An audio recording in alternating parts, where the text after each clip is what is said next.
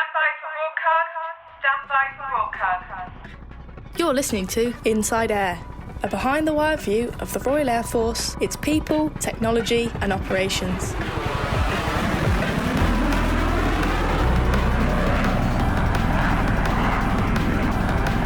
Hello, I'm Flight Lieutenant Peter Lisney, and in this episode we find out how the RAF is exploiting hidden powers of the smartphone. We'll also reheat a few stories, just in case you missed them. But first, see if you can identify this noise.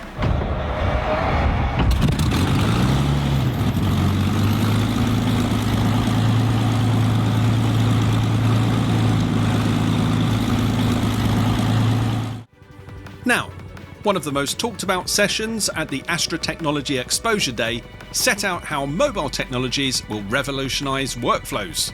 Business analyst Corey Stanley spoke to technical lead Flight Lieutenant James Palfrey, iOS developer Corporal Gary McCabe, and Android developer Corporal Jake Dove, all about their work on the Appivate team.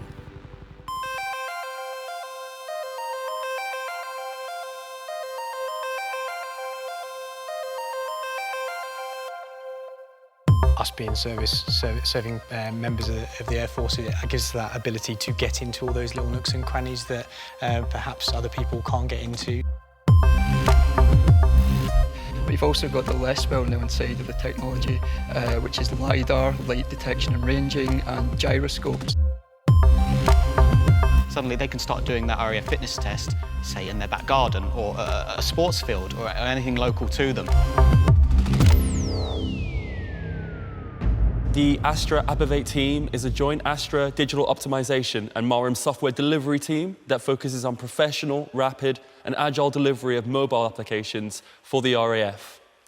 James, before we get into the geeky techie bits, could you just explain a little bit about the Appivate team and what they do? Yeah, sure. So back in July last year, we were trying to bring an application into service for the Video Games and Esports Association, and it was the first association that was going to start using mobile applications. And I got in contact with a guy called Bradley Buck, and who's a digital optimization DACOS sitting within A6. And it was really through those conversations that we worked out that the Air Force had spent about £20 million over 5 years on software. And you expect, spending £20 million, you can have a ton of product for that, right? But we actually found out that we had pretty much no reusable code. We often kind of had very high commercial costs when it came to changing that product. And because of the commercial process that surrounded commercial off-the-shelf solutions, we ended up getting a product at the end of that wasn't particularly fit for purpose. So the customer wasn't happy with that end product because it had taken so long from start to finish for it to be produced. And so we looked at how we can use service people to do that. And service people provide a ton of unique benefits within the mobile software delivery realm that allows us to really quickly pivot those individuals for real business change. And then here we are. We came across Astra, and we came and challenged Astra, and Astra in turn challenged the Air Force, and to be better within this space, and Appovate was born. So mobile applications, they're on a mobile phone, and these are in our pockets. What sort of technology is in these? So you have everything from your everyday technology that's all well known, such as your camera, your messaging services, your push notifications. But you've also got the less well-known side of the technology, which is LiDAR, light detection and ranging, and gyroscopes. What this means for the RAF is that we've only scratched the surface of the technology within these mobile devices, and that we use them mostly for messaging and other services like email. But actually, we can exploit technology like LiDAR for mapping out our physical systems and objects within our environment, which could be applied to providing more dynamic training packages that are more specific and more targeted to our audience's needs. We could also exploit the gyroscopes and activity monitors in our mobile devices to keep up to date with how our personnel are performing physically as well as mentally. So this is some of the things that the RAF should be focusing on in the future. Yeah, we quite often find that a blocker to progress is the implementation of the supporting technology for something we want to bring in. So, for example, a control of entry for a building, traditionally you would have to implement swipe cards, a whole login system, whether that be a contactless reader or PIN-based. But our Mod 90s, our ID cards, have NFC near-field communication chips inside them. It's actually the same chip that's used in the Oyster card at the moment. Now, if we have the supporting technology of those cards around our neck at all times, and we also have the NFC reader on our phone, or the ability to read an NFC card that's already on us, well, that's just an application-level delivery that we need, software that we need to deliver to implement that system. So the supporting technology is already there. And I think the other thing to remember is that these devices, there's 15,000 of them across the entirety of the Air Force at the moment. We've already spent that money.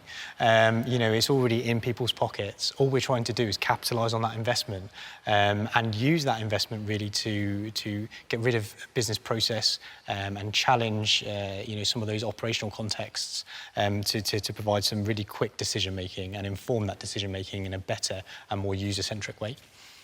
Fantastic stuff. So your team has been around for 6 months now. Have you begun working on any of these technologies? Yeah, so, we talk about some of those technologies that we just spoke about there, but push notifications, originally came into being in 2008. It's been around now for 13 years. And we thought, how can you use that in the military context? The military still hasn't capitalised on that technology at all. So we took a really simple use case, right? So something like op wide awake on station, right? It gets called and everybody does a search of the building. But what happens when you find a suspect package?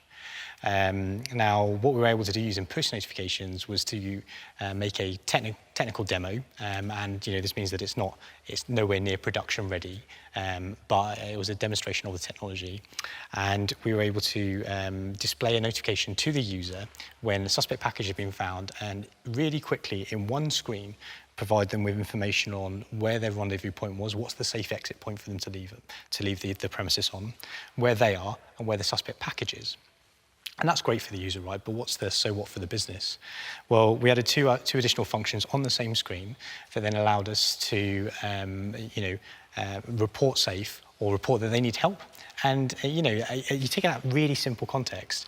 Now, think about what that adds for the business. You've suddenly got a station commander or a group captain, some sort of risk holder that is sat within an incident control post, and they're able to see in real time how many of their personnel are safe. Where are they? You can build on that technology and scope it into so many different business needs, and that's just taking one of those technologies that we just spoke about there. Yeah, so another tech demo we've generated we've seen a lot of excitement generate is a machine learning model that correctly identifies a push-up, essentially. It will detect and count the incremental push-ups that someone performs. Now, if you think about that can be further developed. I appreciate it's only a push-up at this point, but it can be further developed to detect a sit-up, maybe a shuttle run, part of a bleep test for our annual physical test. And therefore, instead of going to a gym once a year to perform your fitness test, maybe you've got someone who works remotely at a careers office, maybe they're just not near an RAF station. Suddenly they can start doing that RAF fitness test, say in their back garden or a sports field or anything local to them. And it doesn't just end there with the physical activity in terms of exercise. It could be, say, personnel that want to practice their yearly weapons cert. So they want to run through the motions of making a weapon safe. And we can teach this model those movements, and it can ascertain whether they're doing that drill correctly, incorrectly, and areas for improvement. It really is. We talk about artificial intelligence all the time. That sort of scenario that Jake was talking about there is AI in action. That is using a lot of off-the-shelf solutions from some industry partners such as Apple and Google, the providers of iOS and Android, and it allows us to use that technology really, really quickly and add benefit quickly as well, just using something as advanced as AI. That sounds great. I'm looking forward to it, seeing how bad my press-ups really are.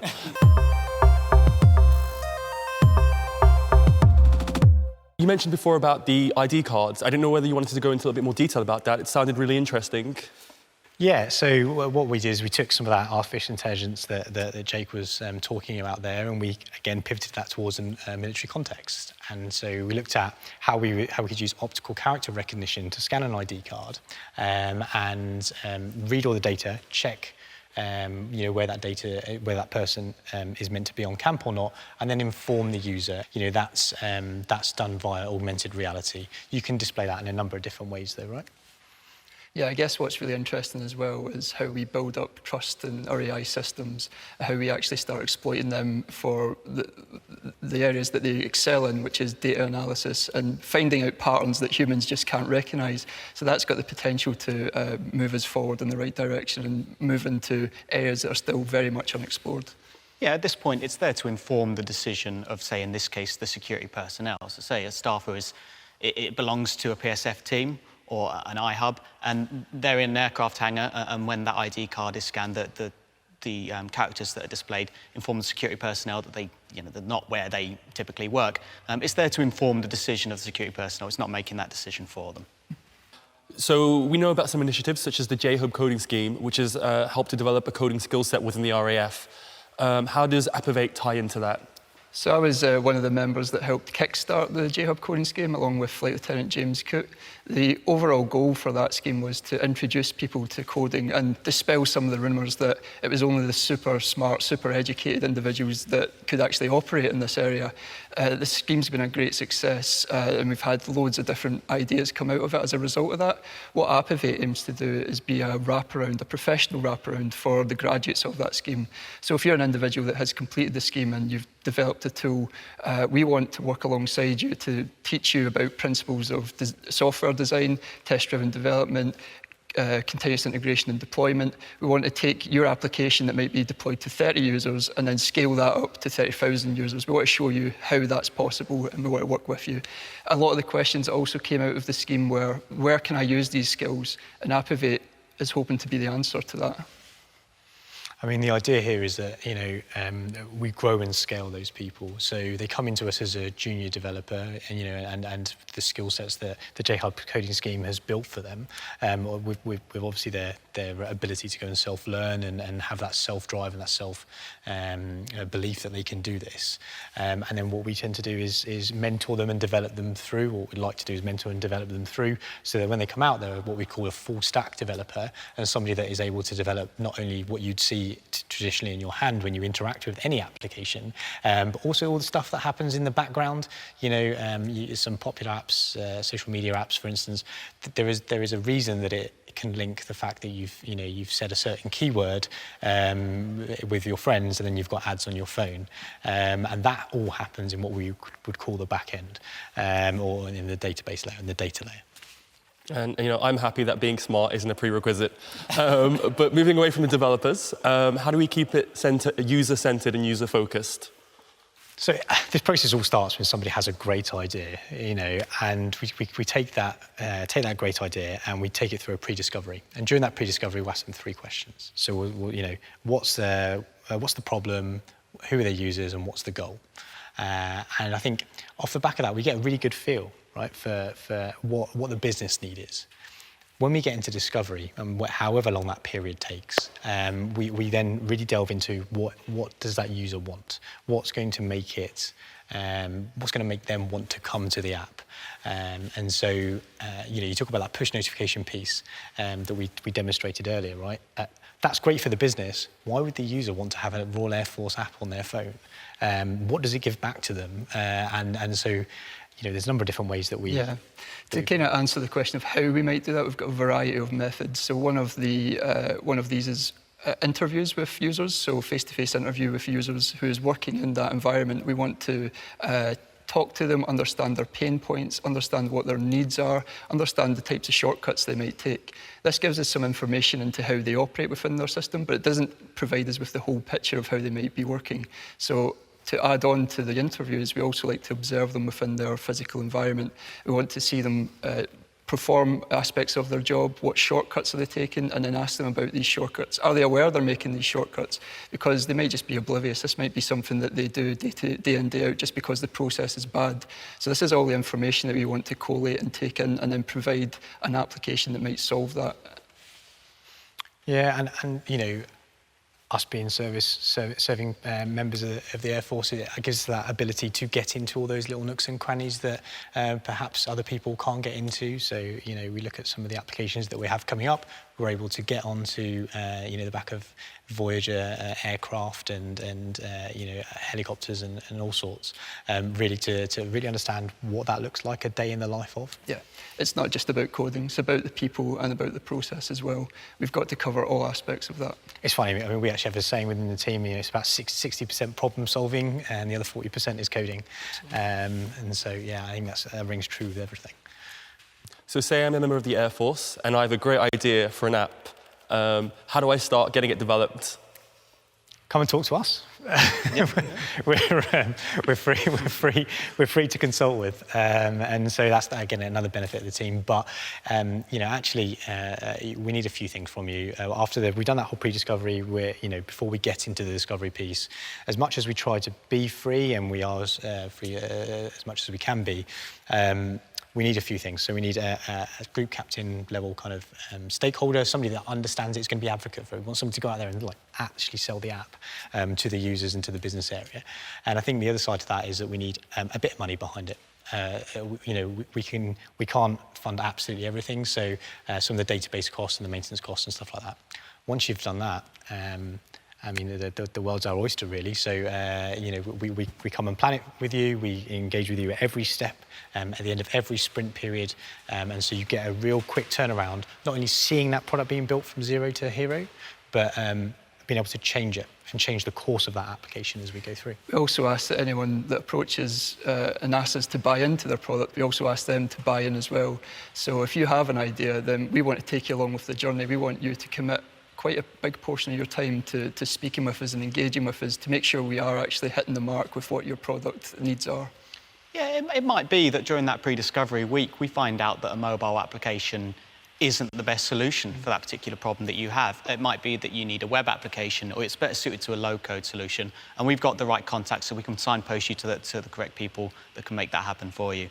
And it's not just if you want an app. You can contact us, say you're a J-Hub graduate, or you're going through that scheme, you're developing a mobile application, or you have developed one, and you want either a code review or just some advice on how to, say, get that app accredited, and through certain blockers that can hold people up, and we can provide advice there and help unblock those. Yeah, it's that professional wraparound. And of course, the funnest question to answer, right, is what are you going to call your app? I mean, it's something that I've got 4 apps on the App Store, and it gets me every time. So, what are you going to call it, And how can users reach you? So they can get hold of us at I want an app at astraappivate.co.uk, or they can just email or talk to any one of us. We're all on the global address list. You can contact us at our next hackathon event as well. We're always there. Yeah. So next hackathon that'll happen next year will be a great time to get hold of us, and we can actually sit down with you then and do some mentoring, some pair programming, and help people on that journey, because it is a journey. You ask 100 coders how they learn to code, and not one of them will tell you the same journey. I'll tell you that. Amazing stuff. Thank you very much, Appovate team. I'm really looking forward to seeing how the initiative progresses.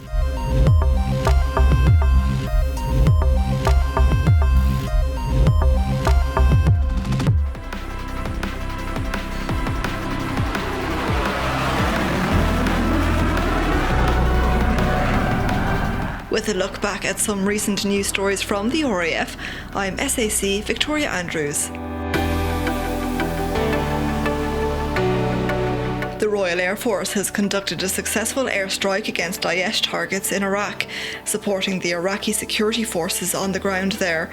The RAF, as part of the ongoing operations of the global counter-Daesh coalition, continue to fly armed reconnaissance missions to support the Iraqi security forces.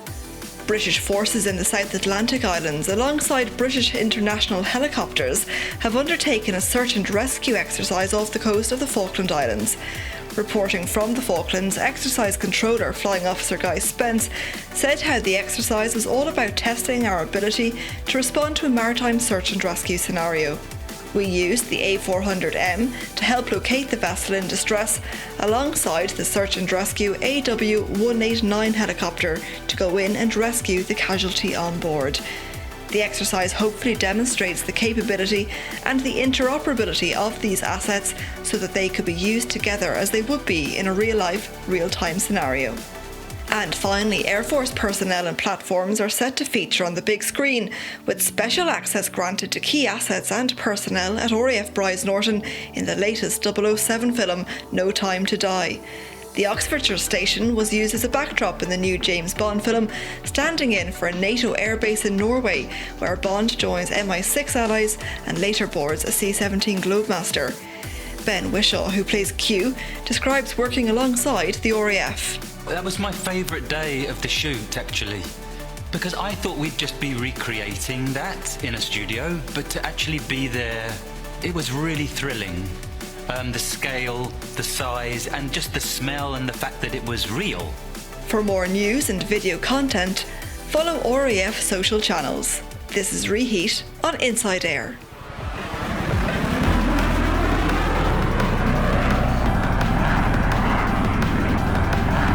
I'm SAC Simon Ross with this episode's Name That Noise.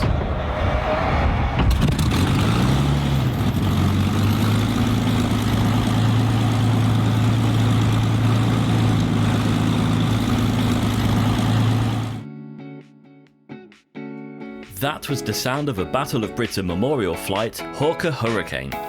The Hurricane will always be remembered for the vital role it played with its partner the Spitfire in hectic battles during the summer of 1940. Hurricanes destroyed more enemy aircraft during the Battle of Britain than all other air and ground defences combined. As the Battle of Britain raged in the skies overhead, aircraft production increased so that by September 1940, the number of Hurricane squadrons had risen from 18 a year earlier to 32. There are now only 12 airworthy Hurricanes left in the world, and the BBMF proudly operates 2 of these historically important aircraft. Hurricane PZ-865 is the last Hurricane to be built out of a total of 14,533, and Hurricane LF-363 is believed to be the last Hurricane to enter RAF service.